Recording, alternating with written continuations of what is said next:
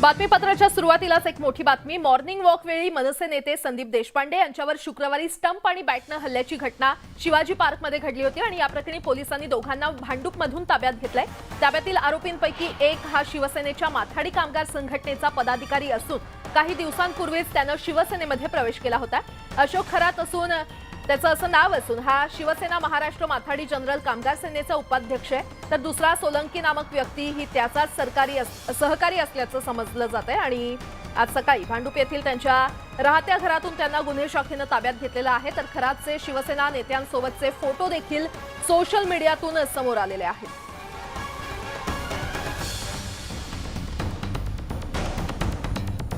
तर ताब्यात घेतलेले हे दोन्ही आरोपी ठाकरे समर्थक असल्याचं कळतंय। संदीप देशपांडे यांच्यावर काही अज्ञातांनी हल्ला केला होता आणि त्याच प्रकरणी 2 संशयितांना सध्या ताब्यात घेण्यात आलेलं आहे। त्यामुळे हल्ल्याच्या संशयाची सुई ठाकरे गटाकडे जात असल्याचं पाहायला मिळतंय।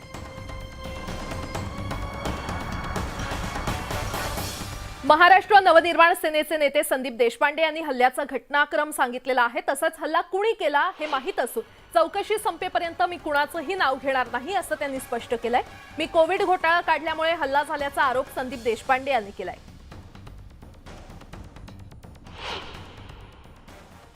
आम्हाला तर माहितीच आहे कोणी केलंय ते, पण जोपर्यंत पोलीस चौकशी होत नाही तोपर्यंत त्याच्यावर बोलणं योग्य नाही, कारण गोष्ट तपासात आहे आणि मुंबई पोलिसांवर आमचा संपूर्ण विश्वास आहे आणि मला 100% खात्री आहे की नुसतेच काल शिवाजी पार्कला जे क्रिकेट खेळायला आलेले ते क्रिकेटर्स नाही, तर त्यांचे कोच पण कोण आहेत हे मुंबई पोलीस शोधतील। माझी सरकारला नम्र विनंती आहे, आम्ही कोणाला भीक घालत नाही, कोणाला आम्ही घाबरत नाही आणि अशा हल्ल्यांना तर अजिबात भीक घालत नाही। त्यामुळे ही जी सिक्युरिटी दिलेली आहे ती विनम्रपणे मी सरकारला सांगतो की त्यांनी काढून घ्यावी। आम्हाला कोणाच्या सिक्युरिटीची गरज नाही, आम्हाला माहिती आहे कोणी केलंय। आता जर सिक्युरिटीज द्यायची आहे तर त्या लोकांना द्यावी ज्यांनी हे घडवून आणलंय, आम्हाला सिक्युरिटीची गरज नाही। मग ह्याला शिव्या घाल, त्याला शिव्या घाल, आयुक्त निवडणूक आयुक्ताला शिव्या घाल, नाहीतर मग अजून कोणाला तरी शिव्या घाल। आता मी तुम्हाला सांगतो, उद्या जर सुप्रीम कोर्टाचा निकाल जर विरुद्ध गेला ठाकरे गटाच्या, तर सुप्रीम कोर्टच्या जजना शिव्या घातल्याशिवाय संजय राऊत गप्प बसणार नाही। प्रॉब्लेम हा, आणि माझी सहानुभूती आहे संजय राऊतांबद्दल की त्यांचा जो काय मेंटल बॅलन्स गेलेला आहे, मला असं वाटतं त्याच्यावर उपचार झाले पाहिजेत। आणि उद्धव ठाकरे तर एवढे मोठे डॉक्टर आहेत, त्यांनी उपचार करायला काहीच हरकत नाही त्यांच्यावर, त्यांचा तर सल्ला वर्ल्ड बँक पण घेते। वळूयात पुढच्या बातमीकडे। औरंगाबाद जिल्ह्याचं नाव बदलून छत्रपती संभाजीनगर करण्याच्या निर्णयाला केंद्र आणि राज्य सरकारनं परवानगी दिलेली आहे। मात्र याच नामांतराच्या निर्णयाला एमआयएम पक्षाचे खासदार इम्तियाज जलील यांनी विरोध दर्शवलाय। या नामांतराच्या निर्णयाविरोधात जलील आजपासून छत्रपती संभाजीनगर जिल्हाधिकारी कार्यालयाच्या समोर बेमुदत साखळी उपोषण करणार आहेत। हा घाणेरड्या राजकारणाचा भाग आहे। आमच्याच सरकारला या निर्णयाचं श्रेय मिळावं म्हणून भाजप आणि शिंदे सरकारनं हा निर्णय घेतलाय। त्यामुळे या निर्णयाला विरोध करण्यासाठी उपोषण करत असल्याची माहिती जलील यांनी दिली।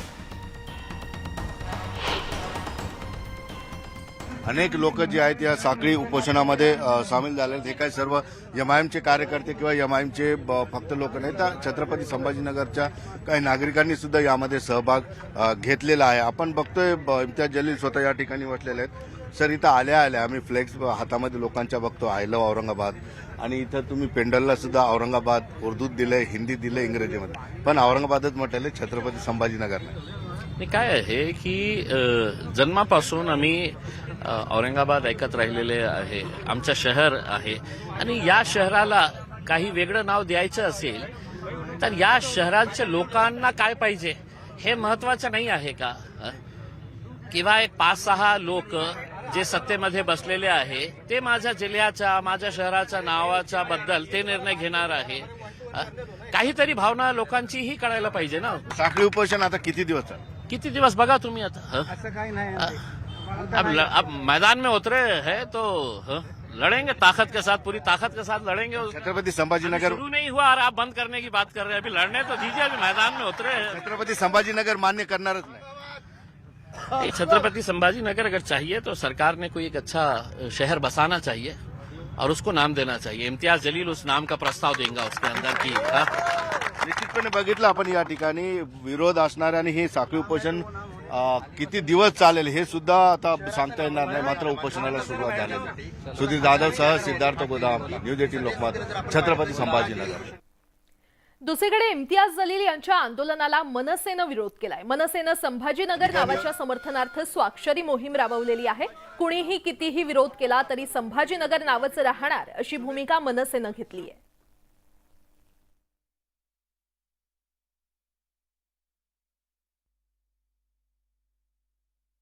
ज्या क्रूर औरंगजेबनी आमच्या राजाला त्रास दिला त्याचं नाव इतक्या वर्षानंतर बदलल्यानंतर त्याचा आनंद साजरा करायला पाहिजे. तर ज्या पद्धतीने हा विरोध होतोय त्याला विरोध म्हणून आज आम्ही हे आंदोलन केलेले. आम्ही आमची भूमिका स्पष्ट ठेवली आहे. ते ज्या पद्धतीने विरोध करतील त्यांना उत्तर देण्यात येईल आणि त्यांना एवढं दुःख झालं असेल इम्तियाज जलीलांना तर त्यांनी राजीनामा द्यावा.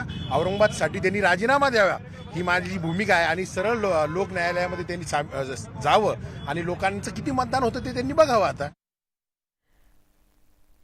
पुढची बातमी पाहूया. जुन्या पेन्शनच्या मागणीसाठी आज कोल्हापुरात मोर्चाचं आयोजन करण्यात आलेलं आहे. या मोर्चाचं नेतृत्व आमदार सतेज पाटील आणि शिक्षक आमदार जयंत आसगावकर हे करणार आहेत.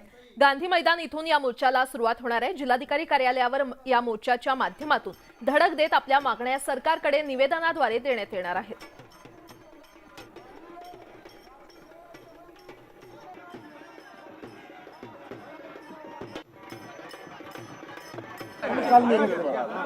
साहेब आज विराट मोर्चा निघतोय, हजारो कर्मचारी त्या मोर्चात सहभागी होत आहे, काय सांगा? नाही, जुनी पेन्शन ही योजनेसंदर्भात गेले अनेक वर्ष सर्व कर्मचारी शिक्षकांचा लढा या ठिकाणी चालू होता.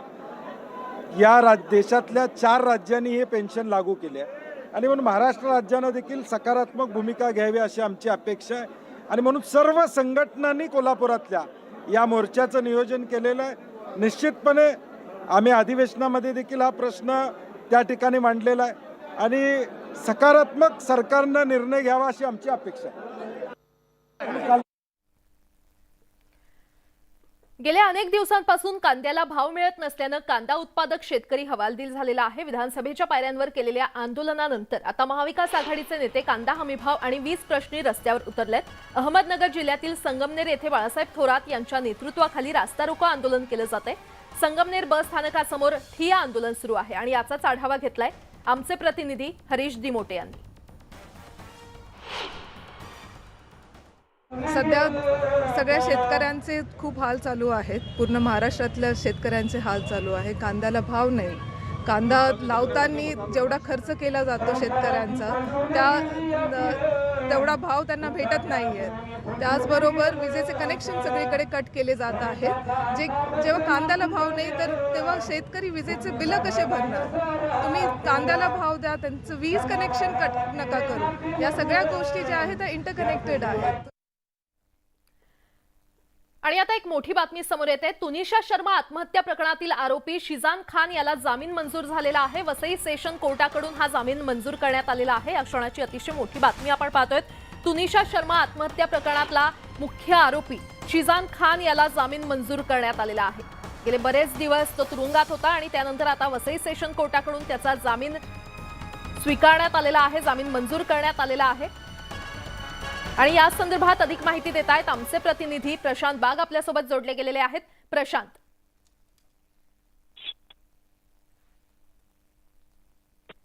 प्रशांत, माझा आवाज आपल्यापर्यंत पोहोचतोय का?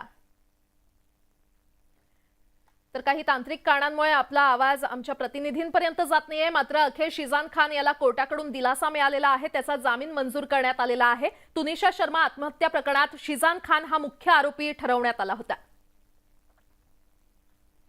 वळूयात पुढच्या बातमीकडे. कसबा आणि चिंचवड पोटनिवडणुकीच्या निकालानंतर भाजप आणि ठाकरे गट आमनेसामने आलेले आहेत. भाजपला जनतेनं जागा दाखवली.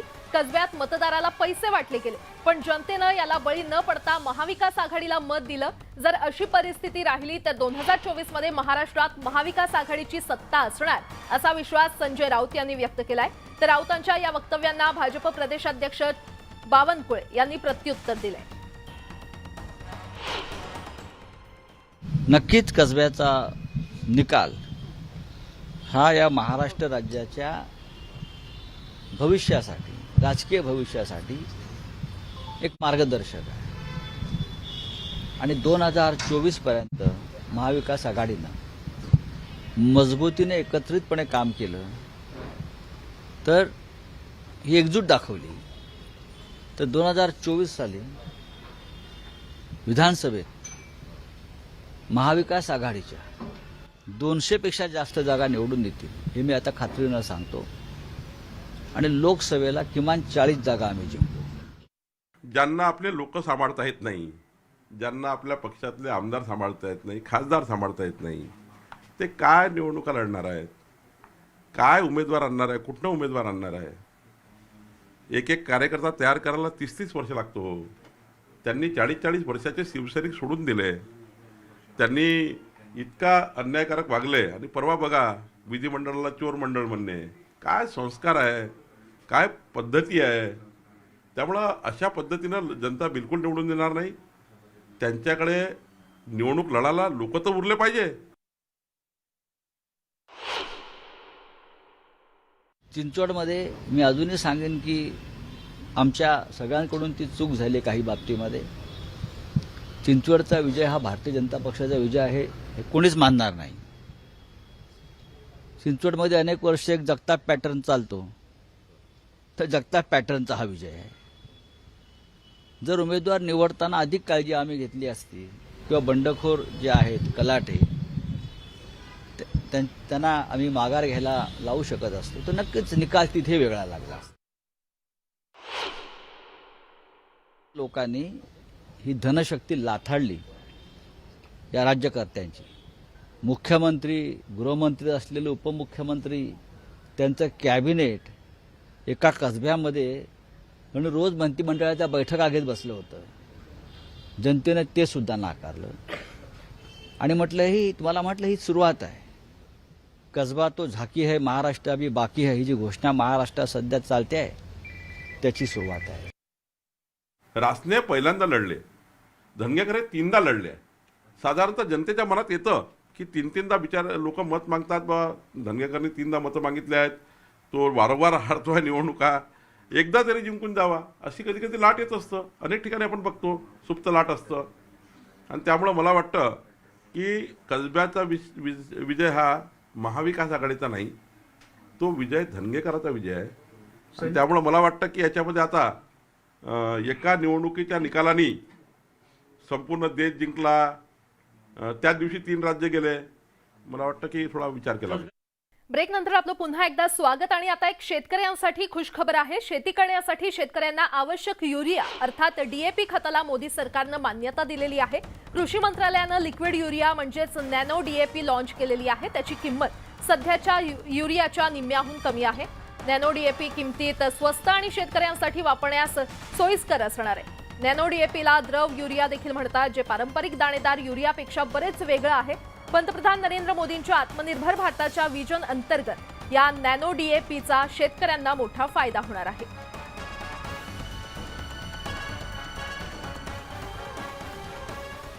आणि यासोबतच या बुलेटिनमध्ये वेळ झाली इथेच थांबण्याची. मात्र ताज्या घडामोडींसाठी पाहत रहा न्यूज 18 लोकमत.